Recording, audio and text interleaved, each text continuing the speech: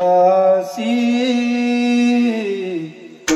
Apulia माझी वाणी तुझे वर निगुण नामा माझी वाणी तुझे वर निगुण नाम ऐसे देई प्रेम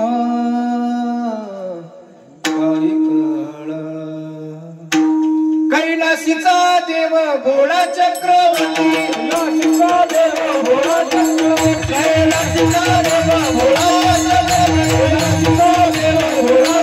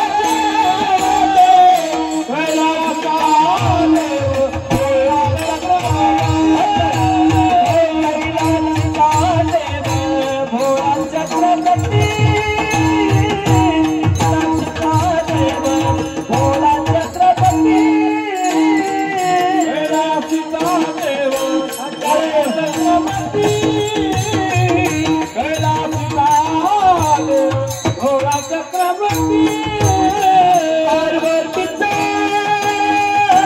पती योगीराज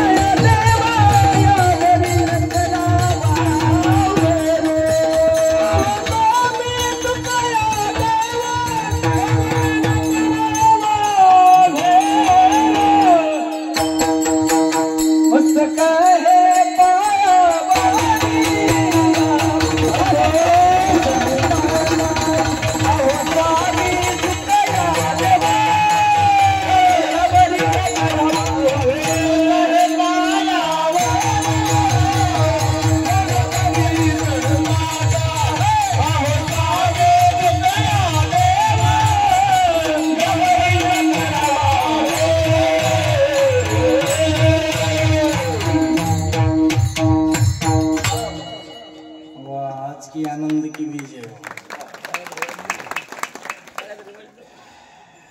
हाराकडे बघितलं असं वाटतंय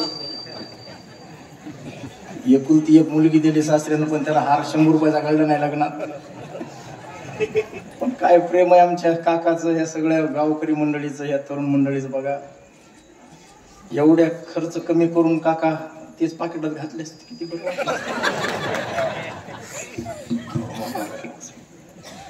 थाप टाका सर.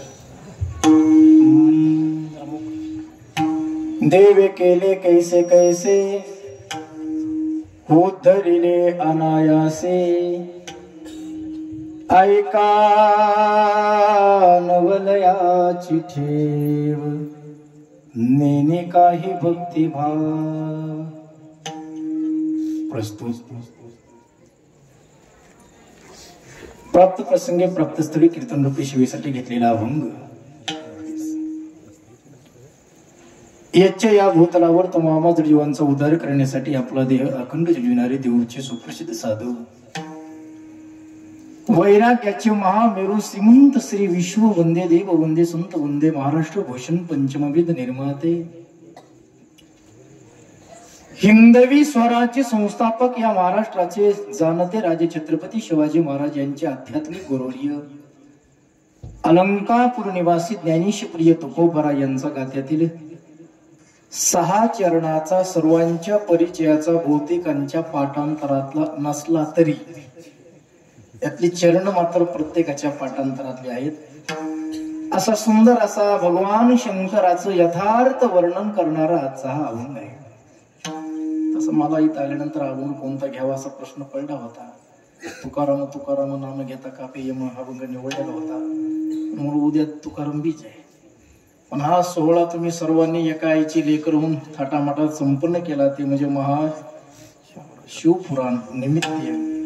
आणि म्हणून म्हणलं भगवान शंकराचं आपल्याही इथं वर्णन व्हावं, सेवा घडावी म्हणून हा अभंग घेतलेला आहे.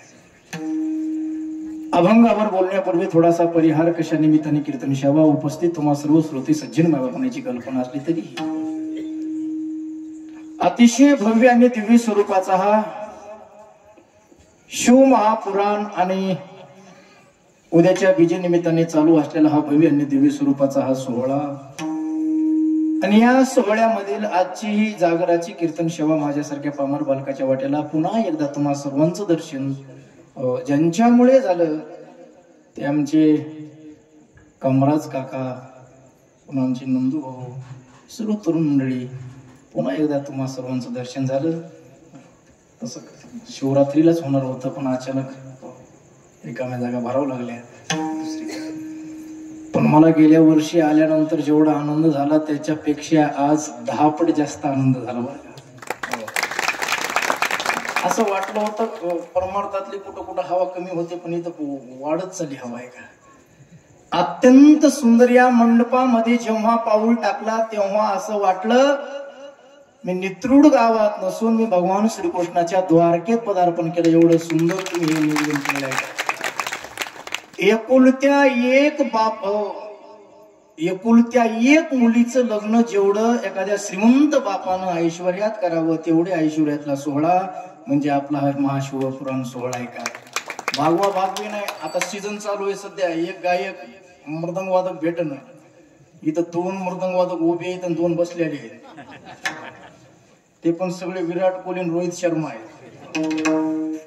आमचे शंकर महाराज, रामहरी महाराज गायनाचार्य, आमचे भागवताचार्य, युवा कीर्तनकार. अचानक आम्ही गाडीत टाकून आणलं त्यांना भेटायला आलती चौकात. पण आमचे अजित महाराज शिंदे, पुन्हा सर्वांच्या सुरपरिचय आमचे दत्ता महाराज. इकडं अत्यंत शांतीब्रह्म एकनाथ महाराजांचा दुसरा अवतार म्हणजे आमचे प्रवीण महाराज.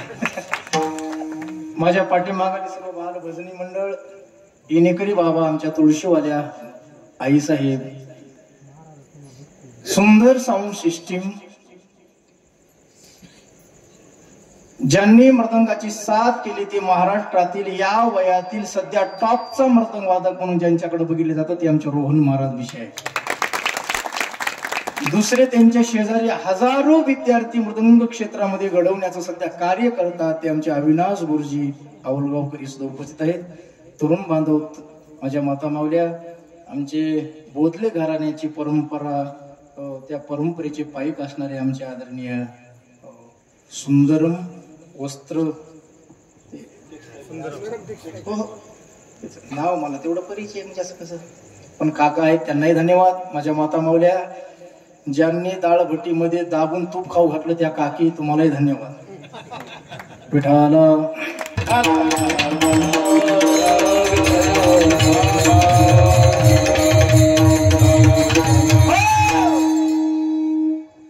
अभंग जगद्गुरु तुकोबारायांचा आहे का?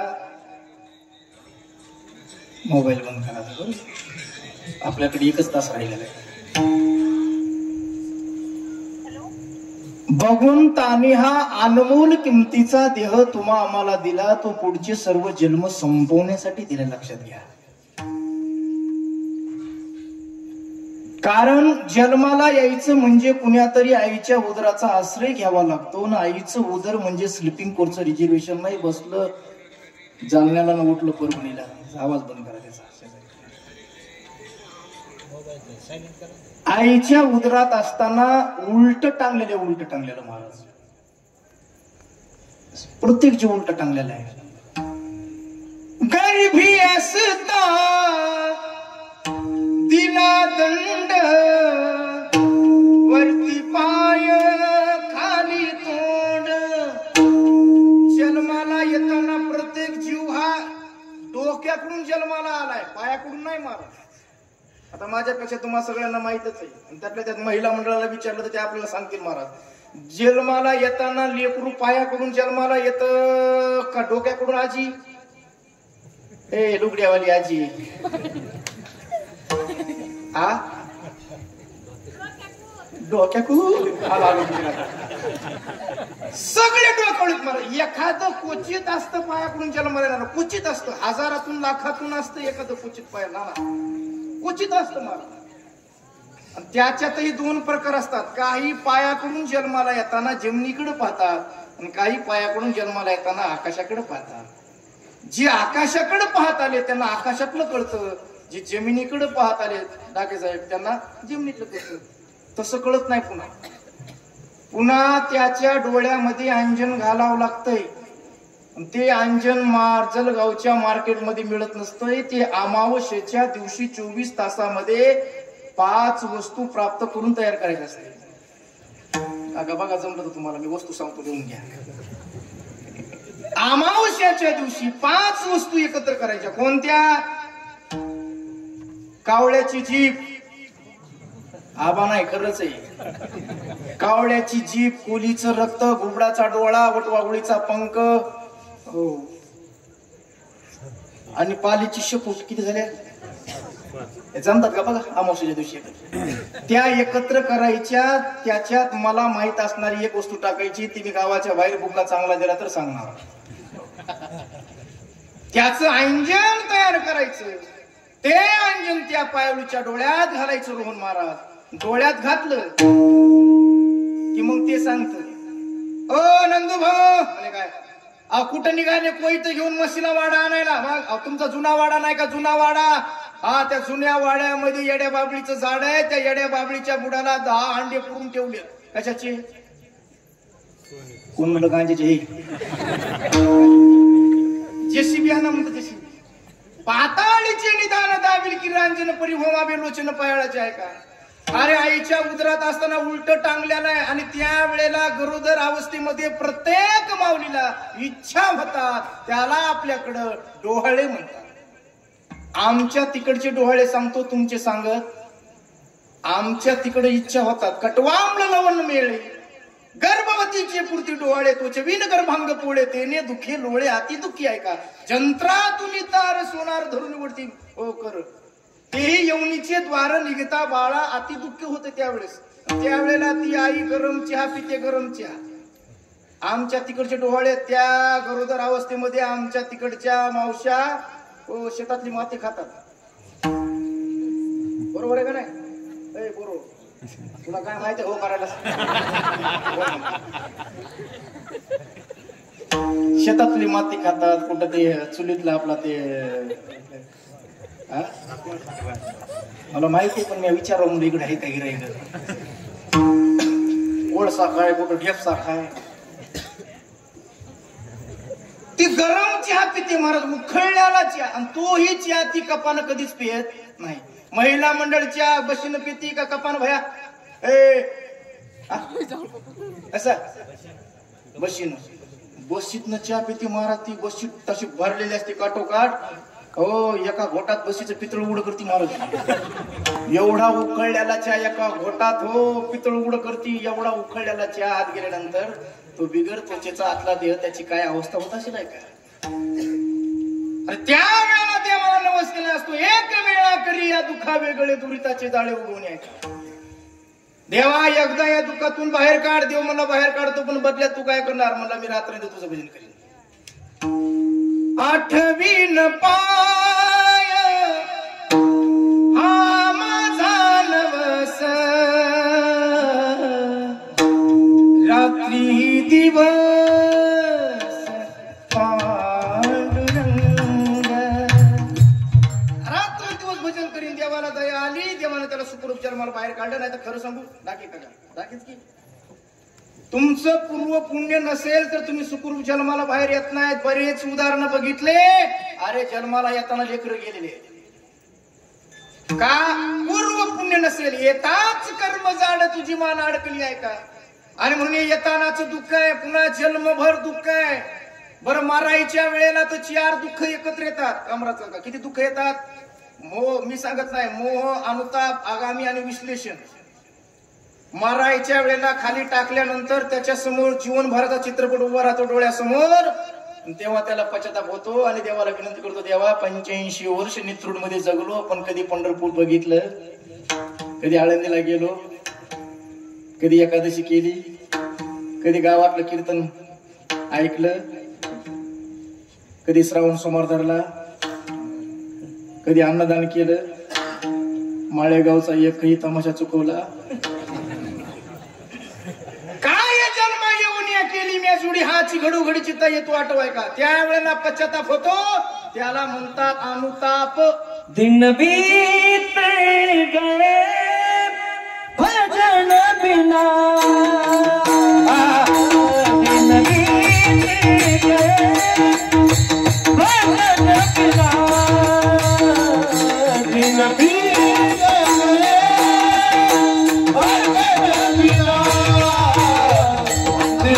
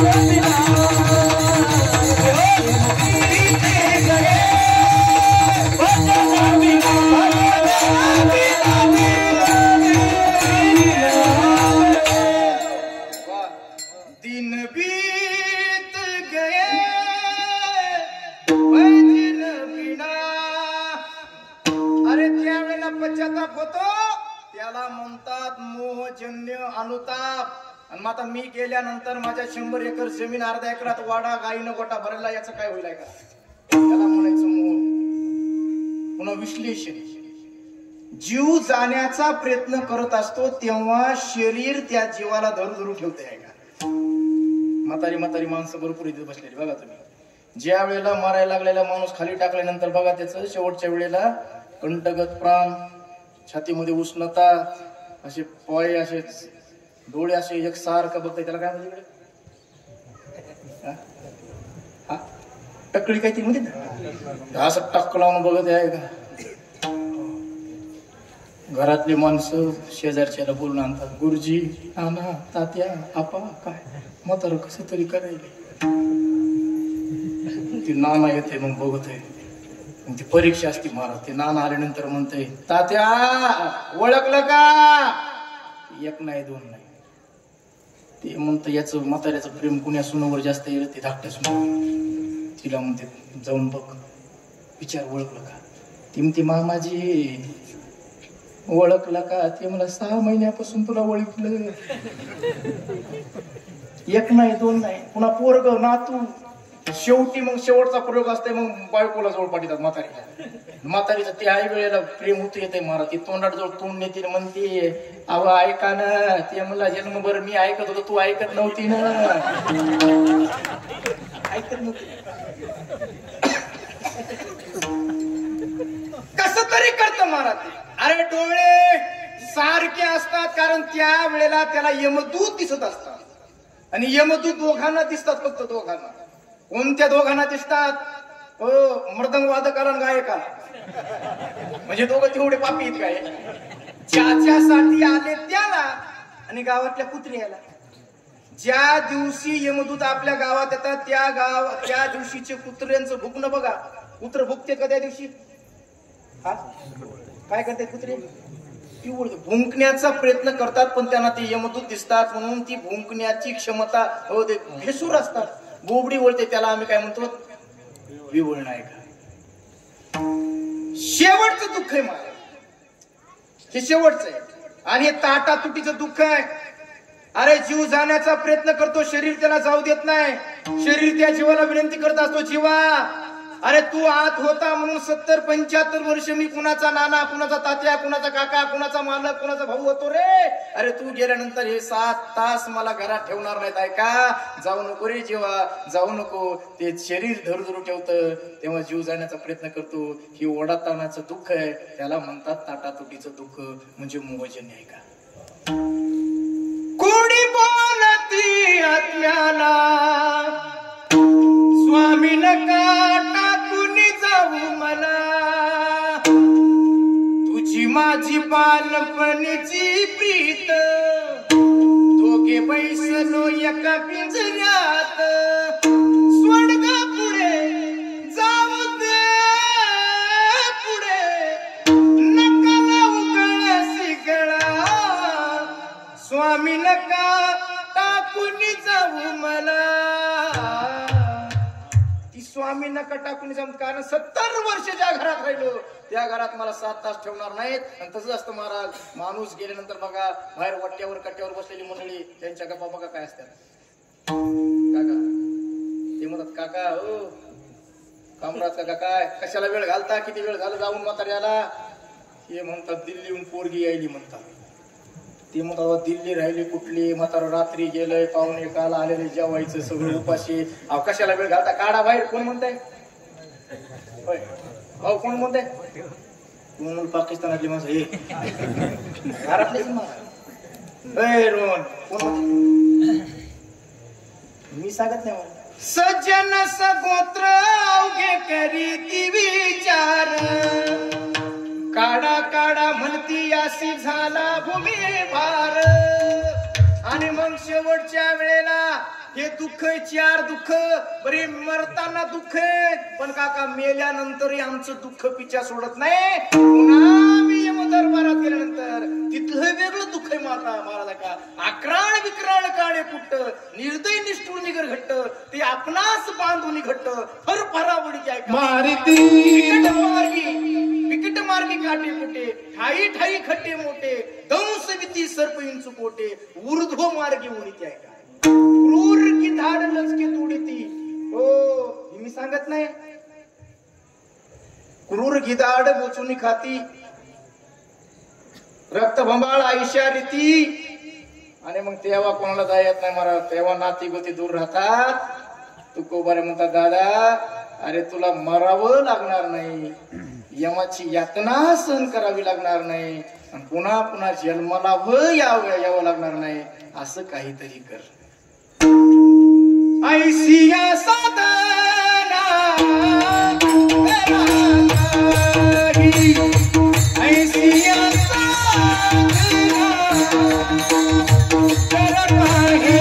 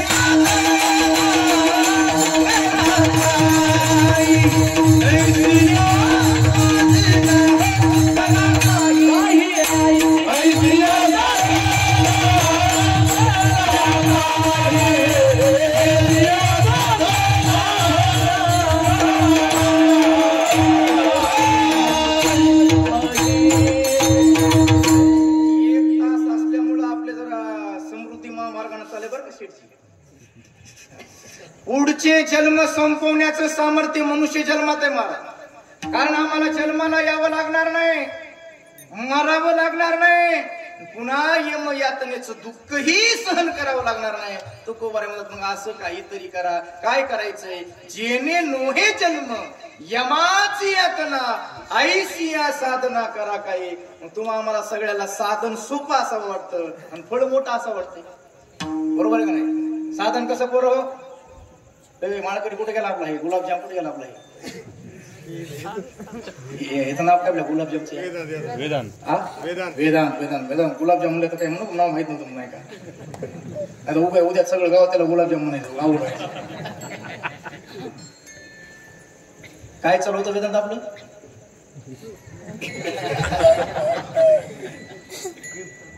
हा बघा कीर्तन.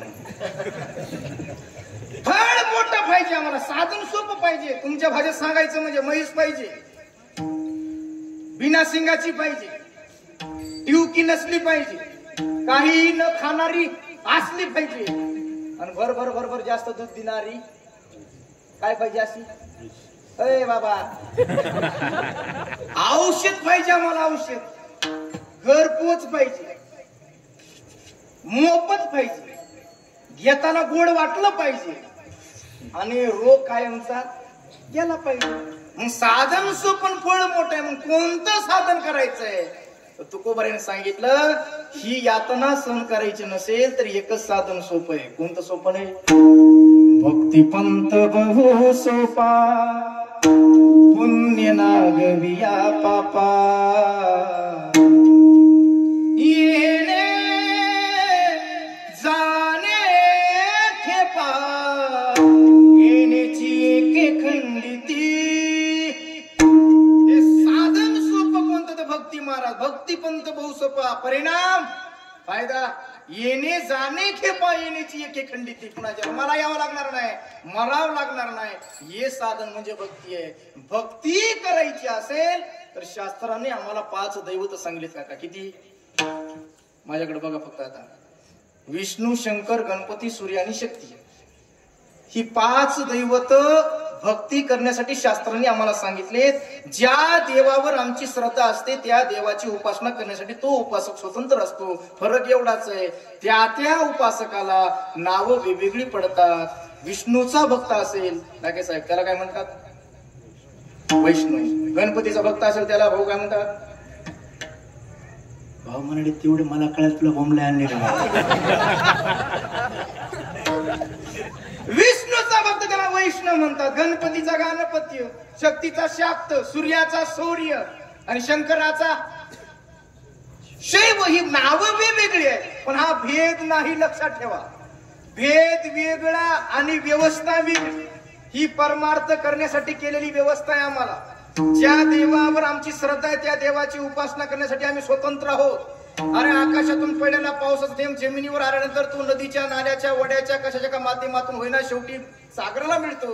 तसं तुम्ही पाचापैकी कुणाची भक्ती करा ती शेवटी जाऊन केशवाला मिळते. ऐका, आकाशात पतितं तोयम सागरं प्रतिगच्छति सर्व देव नमस्कारम केशवम प्रतिगच्छति. ऐका किती झाले हे म्हणजे आमची मीटिंग चालू होती त्यावेळेस 5 दैवत आहेत महाराज. आणि म्हणून हा भेद नाही परमार्थ करण्यासाठी केलेली व्यवस्था आहे. आम्ही व्यवस्थेला भेद समजतो आहे का? शाळेमध्ये हे बरोबर, शाळेमध्ये विद्यार्थी कुठे बसतात? कुठे बसतात? हा बोलू नका तिकडे. कुठे बसतात? आणि शिक्षक शिक्षक कुठे बसतात? खुर्चीवर. आणि विद्यार्थी पण त्याच गावचा गरम डोक्याचा पालक दुपारी 2:30 वाजता थोडी 90 होऊन गेला. लोखंडा खात गेला ना. गुरुजी बाहेर गावचे असतात आणि गावचे असते. मग वर्गात जातो गुरुजीला दमबाजी सुरू करतो. काय मास्तर? लटलट कापते मास्तर महाराज. हे सगळे जनावर तू एकटा माणूस आहे का? एकटा खुर्ची घेऊन बसलास? मग सगळ्यांना खुर्च्या नाही तर सगळे बाकड्यावर बसा. असा भेदभाव का करता गुरुजी? त्या गरम डोक्याच्या बापाला जाऊन सांगावं लागलं, दादा अरे गुरुजींचं खुर्चीवरचं बसणं आणि विद्यार्थ्यांचं बाकड्यावरचं बसणं हा भेद नसून ही शिकवण्यासाठी केलेली व्यवस्था आहे. व्यवस्था कळाली पाहिजे आम्हाला. समानतेच्या बाबतीत आमचं दुमत नाही महाराज. हो अरे 5-5 तोळ्याचे 2 पैंजण आणि 10 तोळ्याचं 1 लॅकीट किमतीला समान आहे. किमतीला कसं आहे? कसं आहे? समान आहे. 10 तोळ्याचं काय आहे? हा लॅकीट. 5-5 तोळ्याचे 2 काय आहेत? हँडल कोण म्हणलं? पैंजण. किमतीला समान आहे पण घरी गेल्यानंतर लॅकीट गळ्यातच घालायचं असतं आणि पैंजण पायातच घालायचे असतात. याच नाव व्यवस्था आहे का? अरे महाराष्ट्रातल्या संपूर्ण वारकऱ्यांनी ठरवलं या वर्षी काही झालं तरी आम्ही सर्वांनी ज्ञानोबारांच्या सोहळ्यातच सहभागी व्हायचं. तर काय होईल? आळंदी ते पंढरपूर पाय टाकायला जागा राहणार नाही म्हणून व्यवस्था केलेली आहे. काही तुकोबऱ्यासोबत गेले पाहिजे, काही नारायणगडावरून गेले पाहिजे, काही गजानन महाराज सोबत गेले पाहिजे. वेगवेगळ्या पंथांनी वेगवेगळ्या रस्त्याने गेलेच पाहिजे. हा भेद नसून ही परमार्थ करण्यासाठी केलेली व्यवस्था आहे महाराज. व्यवस्था आहे. समानतेच्या बाबतीत कुठेही डोकं लावायचं नाही. पावसाळ्याच्या दिवसामध्ये जमिनीतून ते 10-10, 15-15 इंचाचे ते असे लांब लांब इतकुली येतात बाहेर. त्याला काय म्हणतात इकडे? काय म्हणतात? दवना म्हणतात ते. कुठं कुठं शितळ म्हणतात, गांडूळ म्हणतात, केसवा म्हणतात, दवना म्हणतात नाही. ते सरपडतात दवनी. थव्याच्या थव्या बाहेर पडतात. त्या सर्व दवण्याची मीटिंग ते दवणे एकमेकाला म्हणाले, का रे दादा? म्हणजे काय झालं? आपण सरपडतो ना म्हणजे हो, आणि तो सापही सरपडतो म्हणजे बरोबर आहे. ते आपण समान आहेत का नाही? तेही सरपडतात, आपणही सरपडतो म्हणजे समान आहेत. मग आपली मुलगी त्याच्या मुलाला द्यायला काय हरकत आहे का? कोण म्हणलं हे? अजय महाराज. दवणे म्हणली. दवणी ते म्हणलं काही हरकत नाही. म्हणजे चला उद्या सगळा मोर्चा निघाला. हो कामर काकाच्या घरात सापाचं घर तिथं होतं ना. ते साप असा खिडकीत बसला होता. असा मस्तपैकी फळी काढून बघू लागलं कोण येतंय जातंय, कोण येतंय जातंय, कीर्तनाला कोण येतात, घरी कोण झोपतात ते बघू लागलं, निरीक्षण करू लागलं. आणि सकाळी थवाच्या थवा आला महाराज. कशाचा? आल्या सापाला जेहारी घातला. जेहारी. सापानं विचारलं कसं येणं केलं? हे म्हणजे सरपडत आलो. हे मला बघितलं डोळ्यानं. पण येण्याचं कारण काय नाही म्हणले. तुम्ही सरपडता, आम्ही सरपडतो म्हणले. हो मग आपण समान आहोत का नाही? साप म्हणला समान आहोत. आमची मुलगी तुमच्या मुलाला द्यायला काय हरकत आहे का? साप म्हणला चालून पाहून आल्यानंतर कोण नाही म्हणणार आहे? कारण सध्या सगळं जमायला पण सोयरिकी जमत. टरकाना पोरं पडली, टरकाना माईच हो. आता इथं कशी कोणाला माहिती मला. तुमचं लग्न झाले? पिवळा शर्ट. तुमचं लग्न झाले? एकदा लग्न.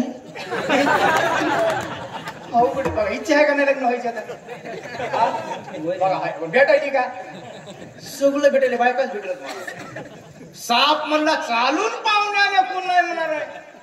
साप म्हणला डन झालं. माझी तुमची मुलगी माझ्या मुलाला. सगळं म्हणला काही घ्यायचं नाही काय नाही. मला चालून पाहुणे आले. हुंडा नको काही नको म्हणला.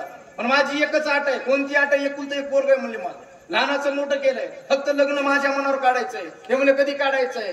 ते मला वैशाख महिन्यामध्ये दुपारी 2:30 वाजता. हो तेलगावच्या हायवे बरोबर. हे दवणे म्हणले जय महाराष्ट्र निघालो कुठेही लावतात का समानता? समानता जिथं लावायची तिथं लावायची. मला आणि म्हणून विष्णूचे भक्त त्यांना वैष्णव म्हणतात. विष्णूच्या भक्ताला काय म्हणतात? शैव आणि वैष्णव मधला फरक सांगतो मला. ही अशी मधून असा गण लावायचा ना, मध्ये काळा एक आबीर बुकान अष्टगण लावायचा ना, 1 एकर 2 गुंठी. 1 एकर मधले 2 गुंठी याला काय म्हणायचं? बोला ना. वैष्णव म्हणायचं. आणि 3 पट्टे लावतात भस्माचे, त्याला काय म्हणायचं? शैव म्हणायचं आहे का? हो. शैव कट्टर, शैव कट्टर वैष्णववाद अजूनही विकोपाला गेलेला. अज्ञानी भक्तांचे भांडण सांगतो मला.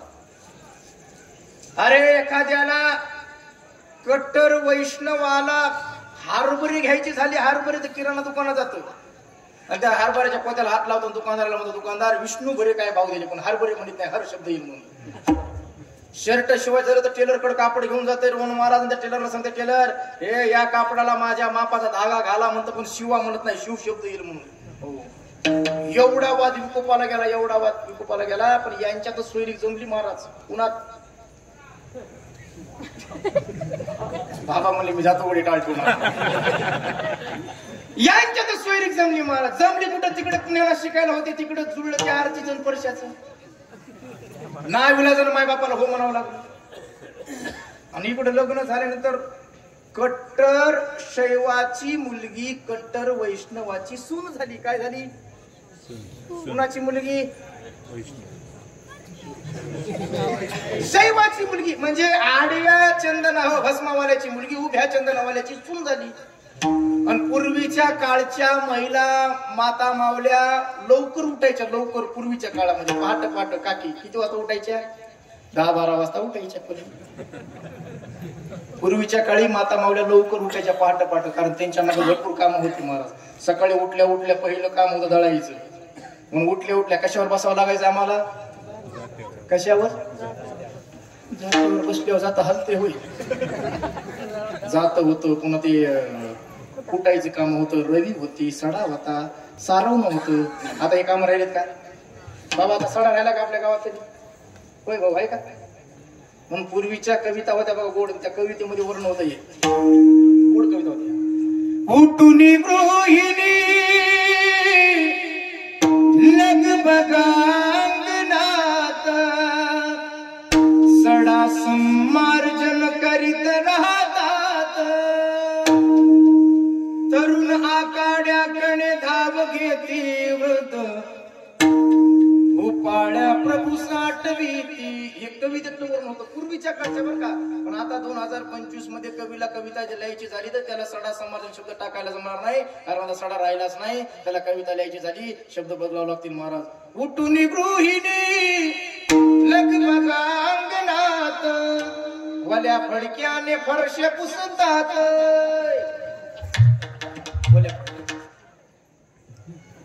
त्यावेळेला ती मुलगी वैष्णवाची सून शैवाची मुलगी सकाळी सकाळी उठली, सडा टाकला आणि सारवायला लागली. काका सारवायला लागली. आता सारवण्याची पद्धत उभी असती का आडवी? भाऊ भाऊ मुली माय माग बसायला आडवं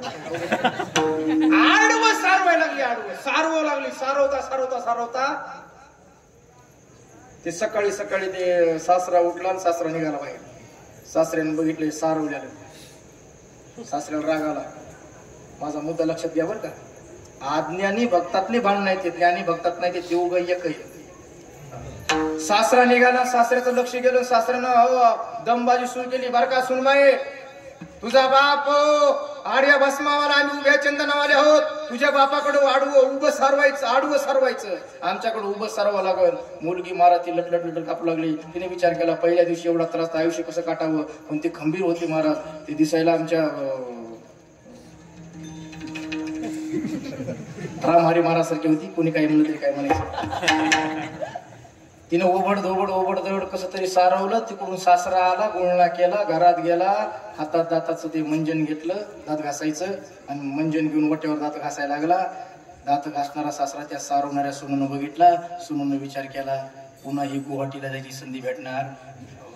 सारवता सारवता तिनं त्या सासऱ्याचा दात घासणाऱ्या हात धरला आणि सांगितलं, खबरदार मामाजी, तुमच्याकडं आडवं सारायला चालत नाही, उभं सारवं लागतं. खबरदार, इथून पुढं दात सुद्धा आडवे घासायचे. आसरा म्हणला तेरी भी चूक मेरी भी चूक हे आज नाही होत. अरे आजही भगवान शंकर पांडुरंगाची वारी करतात महाराज. 33 कोटी देवांचा बाप आहे महादेव बडादेव सब देवन का बाबा. पण आजही वाळवंटामध्ये रांगेत उभा आहे रांगेत. तुम्ही रोज ऐकता काकड्यामध्ये रंबा दिकणाच ती उभ्या जोडूनी हात त्रिशूळ डबरुळ घेऊन आला गिरिजेचा कांत. त्रिशूळ डबरुळ घेऊन आला गिरिजेचा कांत वाळवंटा पासून महाद्वारापर्यंत. एकाची हृदयीन गोडी साखरेच्या टाई हरी हरा भेद नाही नका करू वाद ऐका. म्हणून आमचे संत सांगतात अरे हो विष्णूशी भजनात शिव दुराविला अधपात झाला तर येणार आहे का. अरे विष्णूचं भजन करतो आणि शंकराची निंदा करतो त्याच्यासारखा पापी तोच आहे. म्हणून भजन करा रे हरिहरा नारायणी शिवशंकरा माझे बोलणे अवधारा भेद न करा दोघाचा. म्हणून हो हे आज महाशिवपुराण कथेचं नियोजन आणि त्या निमित्ताने कीर्तन आहे. ऐका भक्ती केल्याशिवाय मुक्ती प्राप्त होत नाही. भक्ती करण्यासाठी किती देव सांगितले शास्त्रांनी? 5. कोणते कोणते? कोणते कोणते? सनी देव रमेश देव हे कोणते? 5 दैवत आहेत महाराज. 5पैकी कुणाची भक्ती करायची आहे पण कोण्या दैवताची भक्ती करावी असा संभ्रम ज्या भक्ताला निर्माण झाला त्या भक्ताने विचार केला आपल्याला भक्ती करायची आहे या 5पैकीच करायची आहे पण कुणाची करावी. आणि म्हणून ज्याचं महत्व पटलं त्या देवाची भक्ती करावी. म्हणून पहिल्यांदा गणपतीकडे गेला. गणपतीचे भक्त बसले होते. त्यांना विचारलं दादा तुमच्या देवाचं महत्व सांगा. त्यांनी सांगितलं आमच्या देवाकडे 2 खाते 2 खाते. सर्वांना पाठ्या मारायचं. गणपतीची आरती पाठ्या का नाही मनावर? हा सुख करता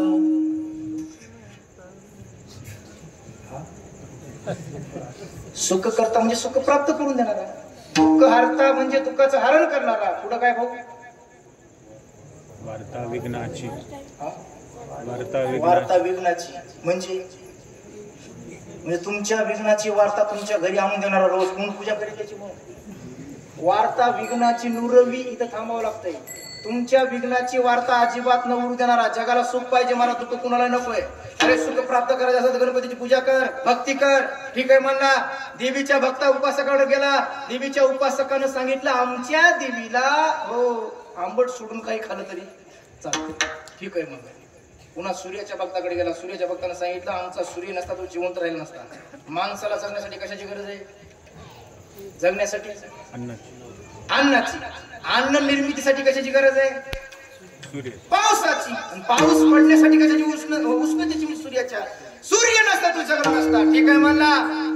वैकुंठात गेला. वैकुंठामध्ये भगवान विष्णूचे भक्त बसलेले होते. भगवान विष्णूच्या भक्ताला सांगितलं दादा भक्ती करायची तुमच्या देवाचं काही महत्व सांगा. त्यांनी सांगितलं जगाला सध्या सुख पाहिजे नाही. सुखापेक्षा जग कशाच्या मागे लागले सध्या शेठजी? काका हे कळतंय का नाही? कशाच्या मागे लागले?